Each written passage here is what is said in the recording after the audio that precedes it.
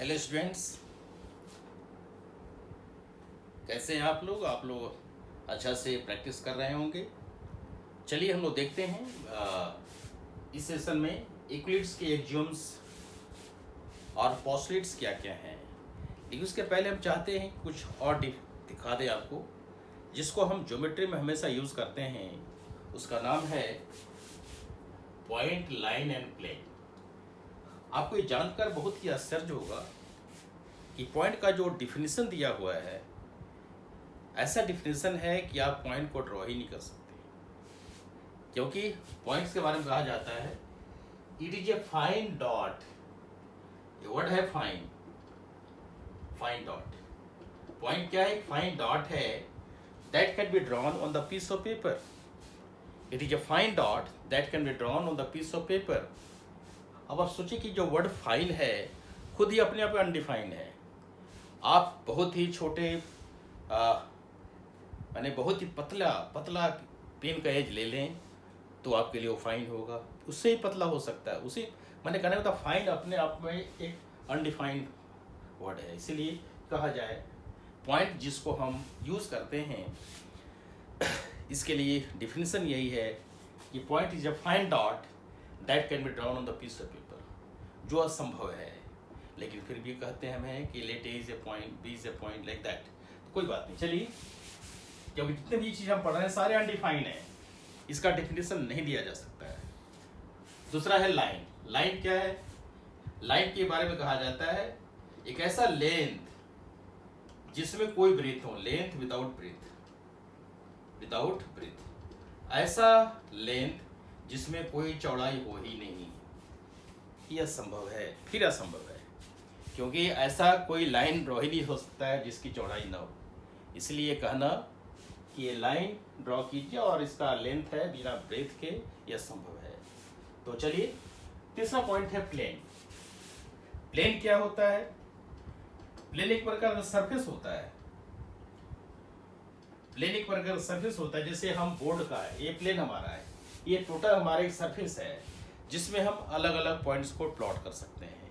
तो इसलिए प्लेन भी हमारा क्या है? अनडिफाइंड है। कुल मिलाकर कहा जा सकता है कि point, line, plane are undefined term, लेकिन इसको हम पढ़ते हैं। उसी तरह से आपका एक्सियोम्स जो है और पोस्टुलेट्स जो हैं, ये सारे अनडिफाइंड टर्म हैं। माने बिल्कुल इसको आप यूज कर सकते हैं, इसको आप प्रूफ नहीं कर सकते हैं। एक्सियोम्स का मतलब ये कॉमन नोशन है। एक्सियोम्स जैसे आप देखिए, ये कह रहा है, हम बारी बारी चलेंगे, पहले दोनों का डिफरेंस देख लीजिए। पोस्टुलेट्स जो है, पोस्टुलेट्स स्पेसिफिकली ज्योमेट्री के लिए यूज होता है।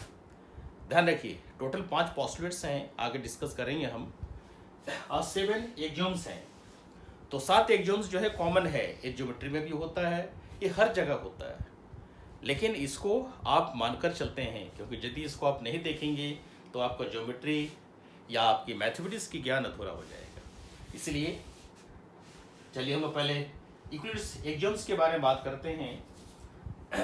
बहुत ही सिंपल तरह से समझाने का हम प्रयास करेंगे आपको, और आप समझ भी जाएंगे, ये हमारा वादा है।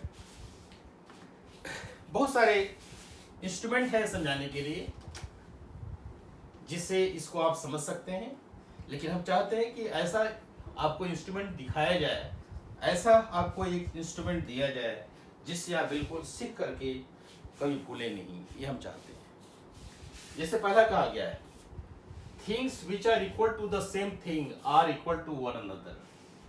Things which are equal to the same thing. अब जैसे कि मान लीजिए कि हमारे हाथ में ये तीन व्हाइट बोर्ड मार्कर हैं। क्या कह रहा है? Things which are equal to the same thing. जैसे ये हमारा एक व्हाइट बोर्ड मार्कर है, ये क्या है? इसके बराबर है, इक्वल है, दोनों इक्वल साइज के हैं। यदि कह रहा है, जैसे एक व्हाइट बोर्ड मार्कर है, दूसरा व्हाइट बोर्ड मार्कर, दोनों इक्वल है, things which are equal to the same thing, यानी कहने का मतलब है कि ये व्हाइट बोर्ड मार्कर है, ये इसके इक्वल है, बराबर है। चलिए इसको हटा देते हैं। दूसरा व्हाइट बोर्ड मार्कर है, ये भी इसके बराबर है, दूसरा व्हाइट बोर्ड मार्कर है वो भी इसके बराबर है।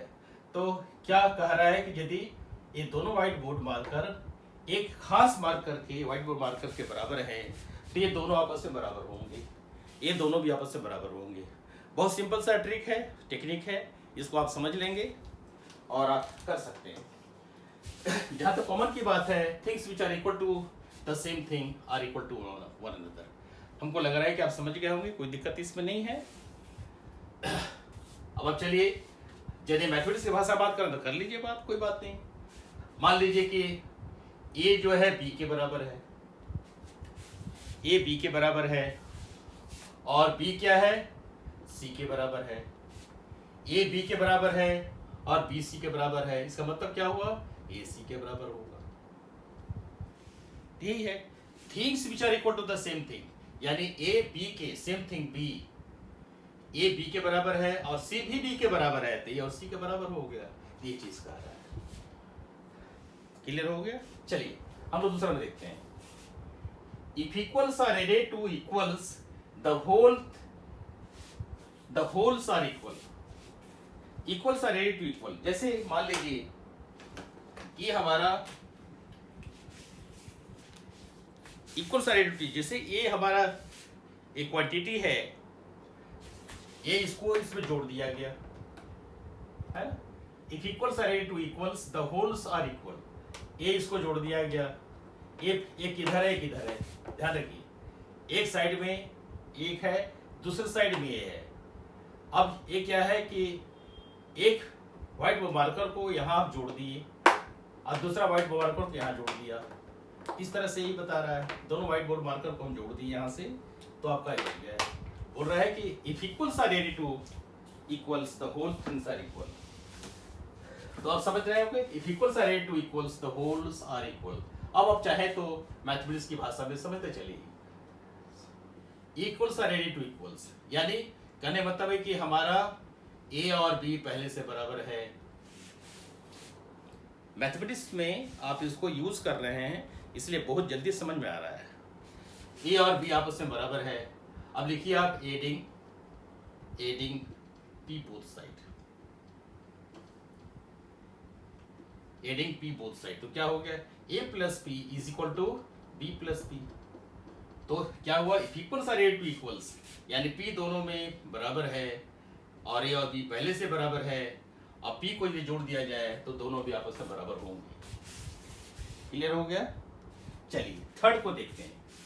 थर्ड में क्या कह रहा है, if equals are subtracted from equals, यानी ए और बी आपस में बराबर है, ए और बी आपस में बराबर है, इसको आप सब्ट्रैक्ट कर दीजिए पी को, दोनों साइड पी को सब्ट्रैक्ट कर दीजिए। मैसेज नहीं दिया, आप समझ जाइए, दोनों साइड पी को सब्ट्रैक्ट कर दिया, ए माइनस पी भी बी माइनस पी के बराबर हो गया। हम जनरल बात इसलिए कर रहे हैं कि पार्टिकुलर एग्जांपल से आप खुद ही प्रैक्टिस करके चेक कर सकते हैं, क्योंकि ये सबके लिए संभव है। तो थर्ड भी हो गया हमारा। फोर्थ में चलिए, कह रहा है क्या फोर्थ में कि things which coincides with one another are equal to one another, यानी कोई चीज एक दूसरे से कोइंसाइड हो रहा है।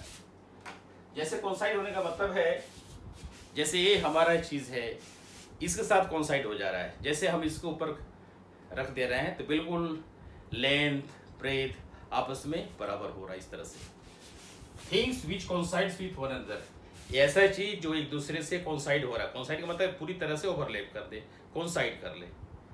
Things which coincide with one another are equal to one another, यानी ये दोनों आपस में बराबर होंगे। सिंपल सी बात है, कोइंसाइड कर रहा है, दोनों आपस में कोइंसाइड कर रहा है, इसीलिए दोनों बराबर है, ये कह रहा है। तो ये हो गया आपका things which coincides with one another are equal to one another. इस तरह से फोर्थ को बताने की जरूरत नहीं है, आप चाहे तो इसके लिए आप नंबर 2 को यूज कर सकते हैं, no problem. Things which coincide with one another equal to one another. जैसे बताया कि कॉमन नोशन है, ये कॉमन सिस्टम है एग्जाम से, इसलिए आप ज्योमेट्री का भी कोई एग्जांपल दे सकते हैं। क्लियर। चलिए नंबर 6 में देखिए, सॉरी नंबर 5। तो नंबर 5 क्या कह रहा है, ये कह रहा है the whole is greater than the part, the whole is greater than the part, यानी आपका अब आपको एक न्यूमेरिकल एग्जांपल ले रहे हैं।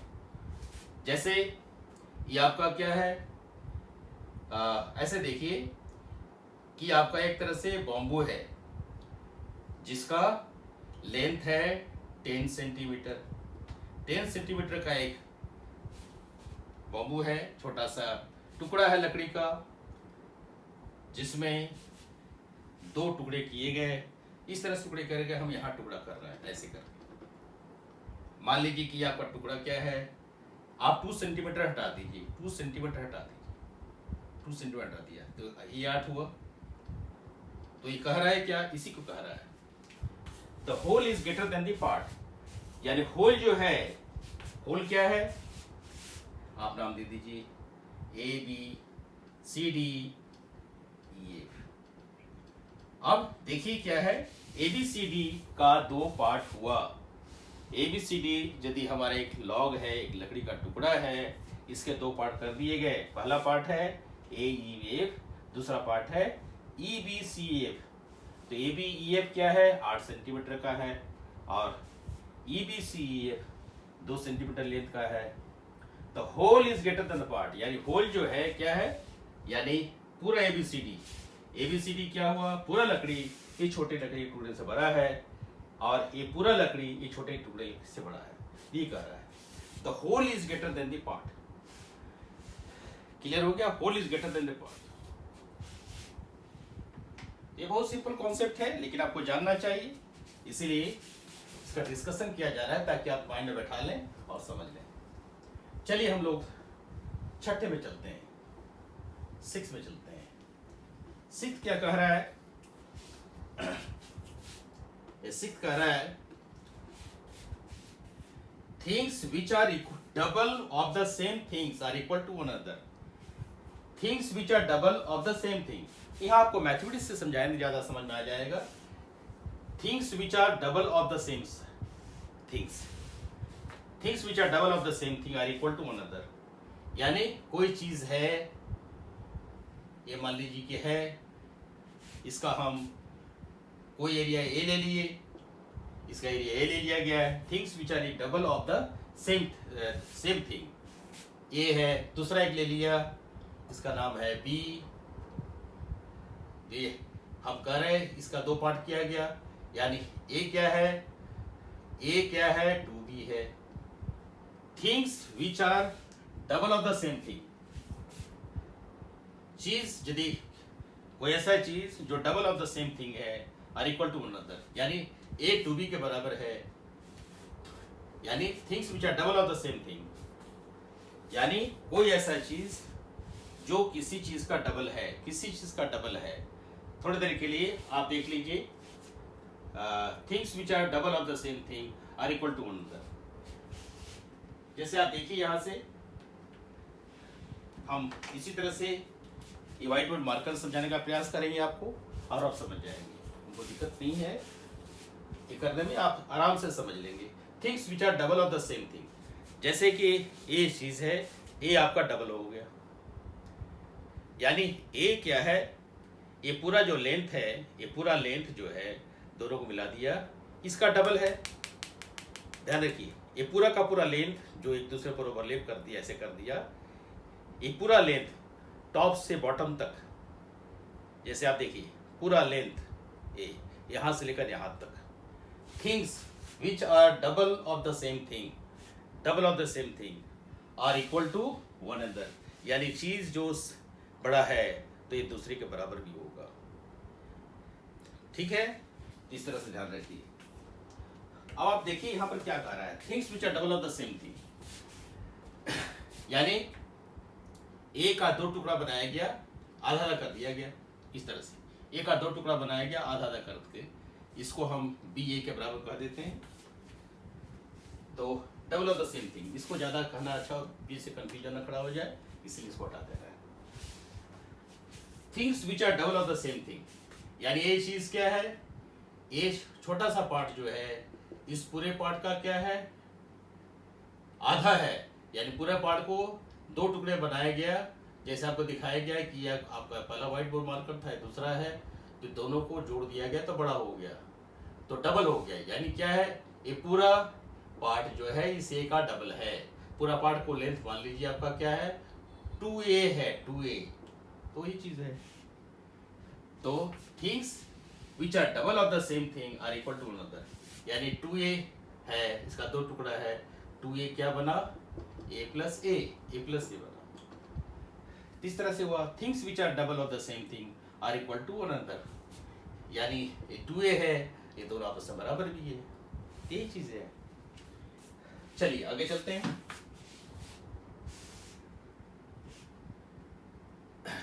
अब देखिए यहां से things which are half of the same thing, वही चीज है, things which are half of the same thing. मान लीजिए कि हमारा ए है, ए क्या है, बी का आधा है। Things which are half of the same thing, A जो है बी का आधा है, are equal to one other, और आपका सी जो है सी भी बी का आधा है। ये ज्यादा करना ज्यादा अच्छा होगा, ये आपका अच्छा एग्जाम्पल बन गया। 7 ए जो है b/2 है, सी भी b/2 है। Things which are double of the same, sorry, things which are half of the same thing, A जो है b का आधा है, यानी b/2 इज इक्वल टू ए, और सी जो है भी b का आधा है, तो ये और सी बराबर होगा, यही चीज है। क्लियर हुआ? तो इस तरह से things which are double of the same thing are equal to one another, यानी कोई चीज इस तरह से आप देख सकते हैं।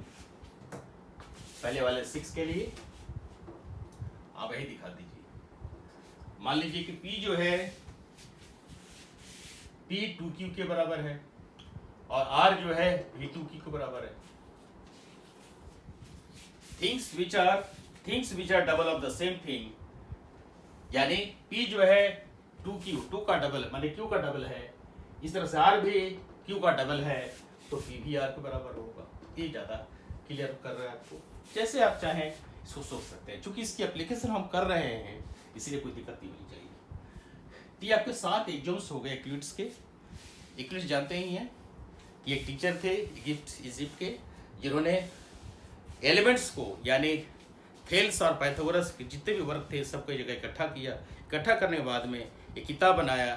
टोटल जो है 13 एलिमेंट्स बनाए गए, और 13 एलिमेंट्स 13 बुक्स के बराबर हो गए। प्रत्येक बुक्स पूरे विश्व में पढ़ाई होती है और ज्योमेट्रिक के बारे में जानकारी प्राप्त होती है। तो ये आपका इक्विवेलेंस एग्जाम्स हुआ। अब चलते हम लोग हैं इसके नेक्स्ट फेज में, जिसका नाम है postulates.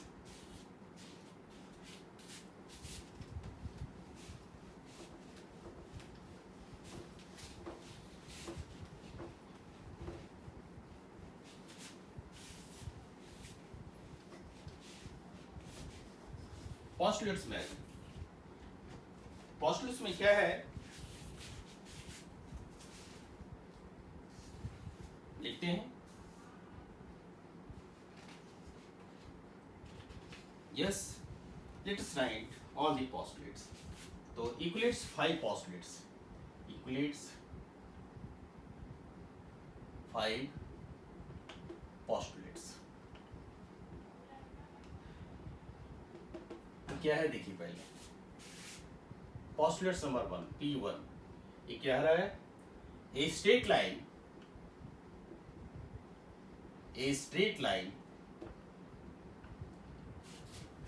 may be drawn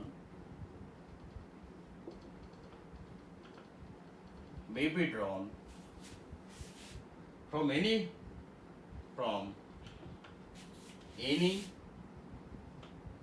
one point to any other point। पहले लिख लेते हैं फिर डिस्कस करेंगे। नेक्स्ट है पोस्टुलेट्स 2। ये क्या है, given two distinct points,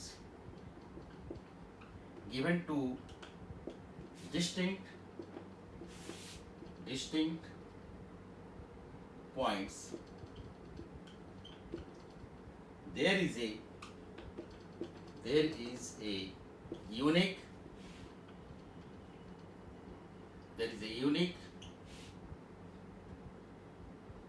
line that passes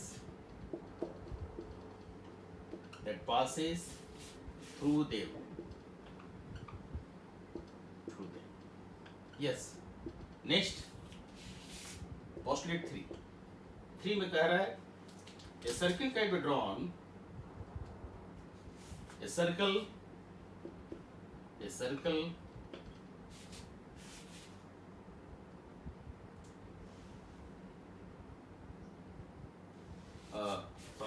postulates 2 को चेंज करते हैं. It is wrongly related, no problem. चलिए postulates 2 को देखिए. Postulate 2 कह रहा है a terminated line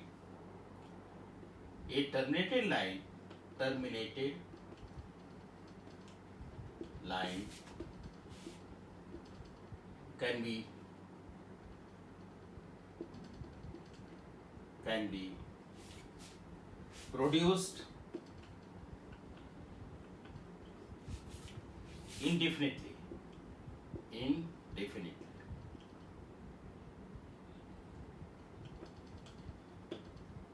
Next, postulate 3. A circle can be drawn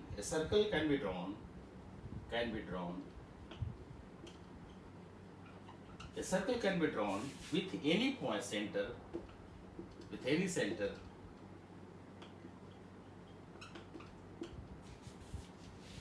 and any radius.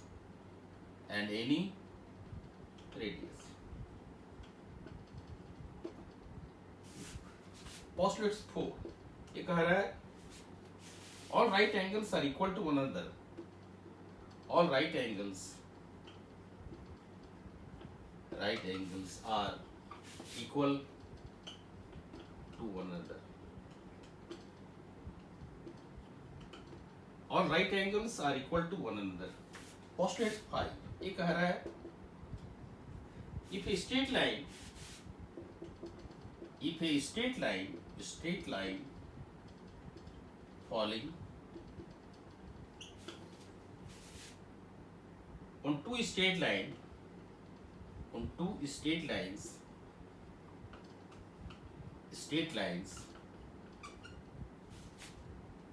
makes the interior angles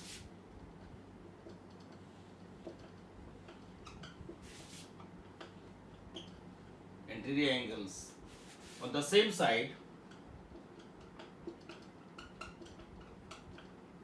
side of it taken together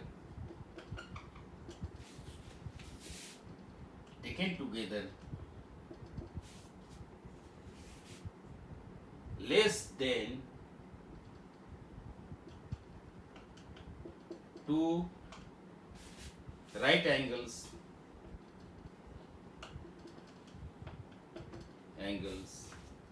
then the two straight lines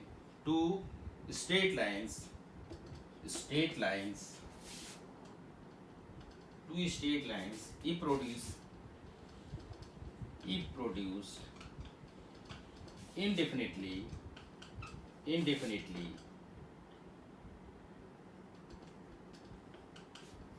meet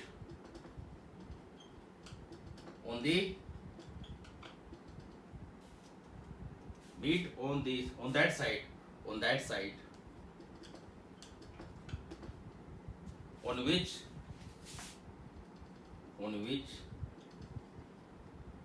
the sum of angles is less than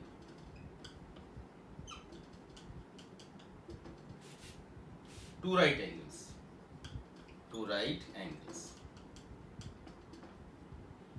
ये सारा चीज आपके book में दिया हुआ है, आप ध्यान से इसको देखिएगा, समझ में आ जाएगा.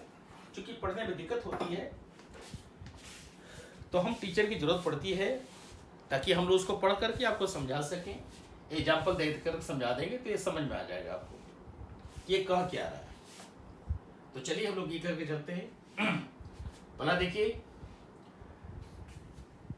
कोई समस्या में फिर किताब कंसल्ट कर लेंगे, कोई बात नहीं। आप देखिए क्या कह रहा है। जैसे पहले बताया थे पोस्टुलेट्स क्या है, पोस्टुलेट ज्योमेट्री से रिलेटेड है, तो ये ज्योमेट्री से रिलेटेड है। ये सारे फैक्ट्स हैं, इस फैक्ट्स को आप झूठला नहीं सकते हैं। चलिए देखिए, स्ट्रेट लाइन में be drawn from any one point two any other point. जैसे मान लीजिए कि हमारे पास एक पॉइंट दिया हुआ है और एक दूसरा पॉइंट दिया हुआ है बी, तो बोला स्ट्रेट लाइन में be drawn from any point, any one point two any other point. जैसे इसको हम इससे ज्वाइन कर सकते हैं, बना सकते हैं स्ट्रेट लाइन, तो ये स्ट्रेट लाइन हो गए।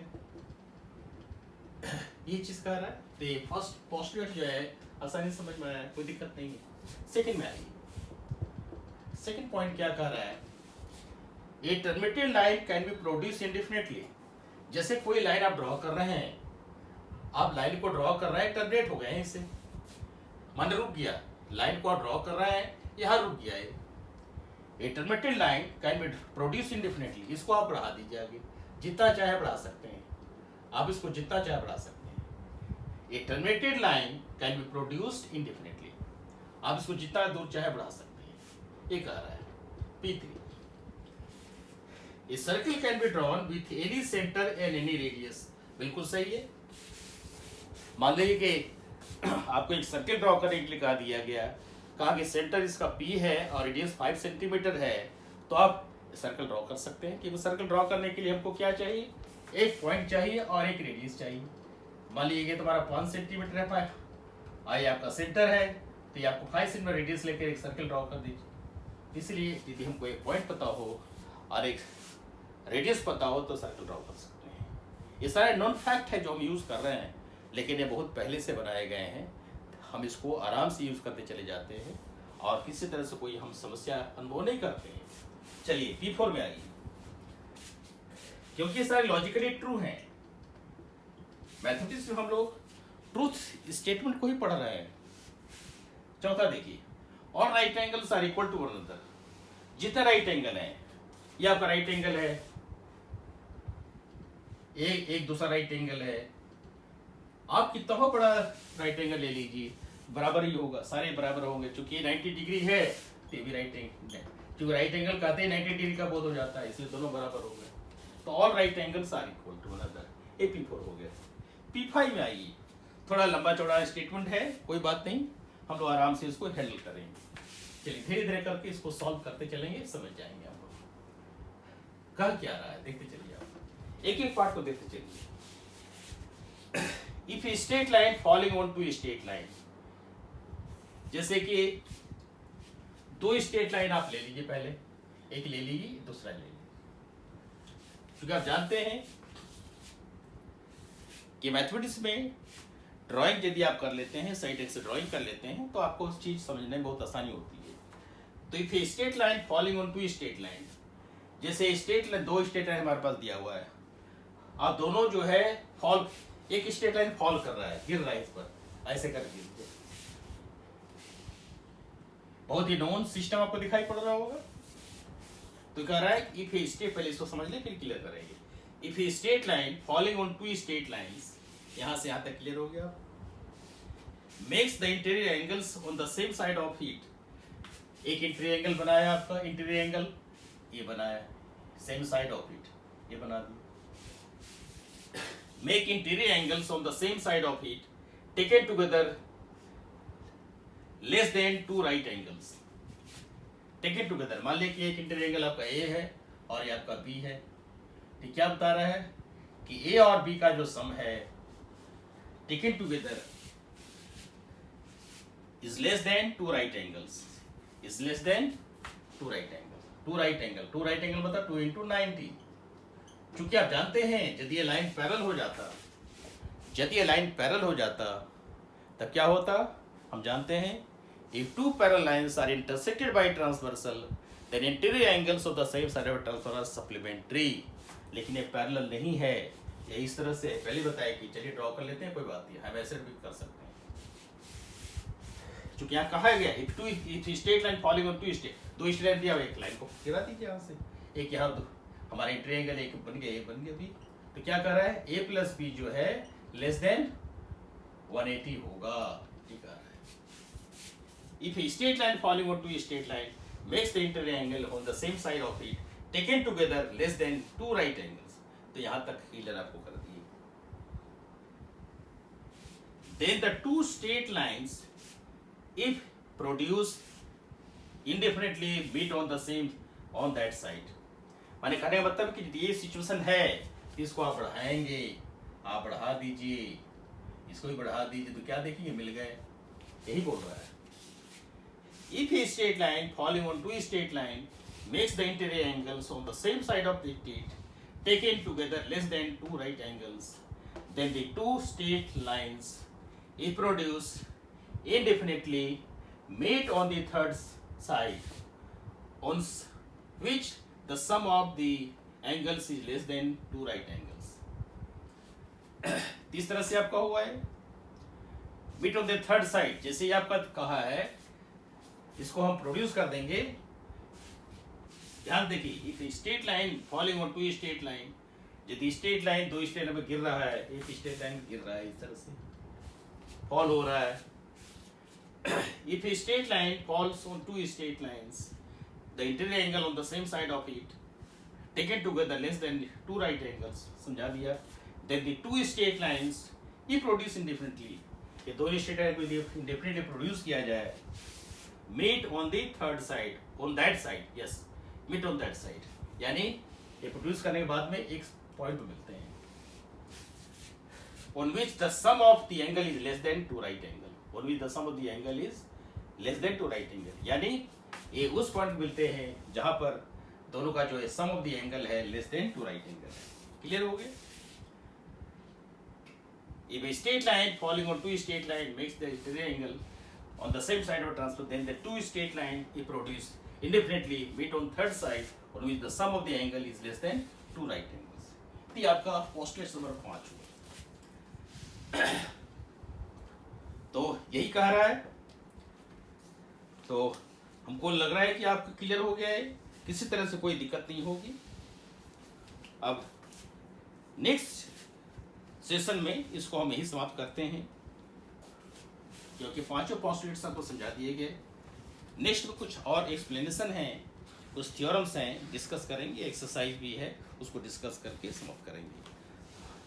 हम इसको 3 सेशन में ख़त्म कर रहे हैं. पहला सेशन आपका इंट्रोडक्शन का रहा, जिसमें आपको बताया गया कि यूक्लिड्स कौन थे, थेल्स कौन रहे, पाइथागोरस कौन थे, कौन किसका रिलेशन है, कैसा है, इजिप्टियन, बेबीलोनियन, चाइना, इंडिया, इसका क्या योगदान रहा, कैसे मैथमेटिक्स को डेवलप किया, ज्योमेट्री कैसे कैसे आपके सामने आ रहा है. तो चलिए, बाकी हम लोग अगले सेशन में देखेंगे. इसको यही समाप्त करते हैं. आशा है ये आपका 5 पोस्टुलेट्स क्लियर हो गया होगा. अब चलिए हम लोग नेक्स्ट सेशन के लिए चलते हैं, जिसमें आपको डिस्कस करेंगे कंसिस्टेंट और कुछ थ्योरम्स हैं जो आपको जानना चाहिए. ये पोस्टुलेट से रिलेटेड थ्योरम्स हैं और कुछ एग्जांपल्स कहे गए हैं. इस एक्सरसाइज को कर लेंगे, तो अगले सेशन में देखते हैं. Thank you.